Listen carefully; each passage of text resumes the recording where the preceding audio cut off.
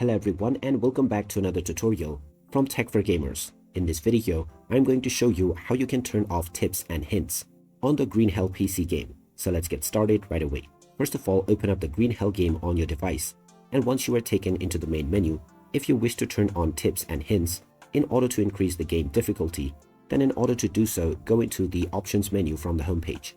Then from the options page, go into game at the very beginning, and now you will see various different in-game settings, which includes the hints option. By default, it is turned on, so if you wish to increase the difficulty, then simply toggle this and set it to off. You can then click on accept, and then save your changes by clicking on yes.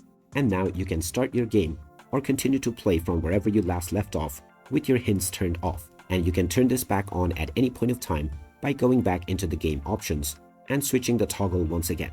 So there you have it. That is how easy it is to turn off hints and tips on the Green Hell PC game. If you find this video helpful, don't forget to hit that like button and subscribe to our channel for more useful tips and tutorials. Thanks for watching, and I will see you again in the next video.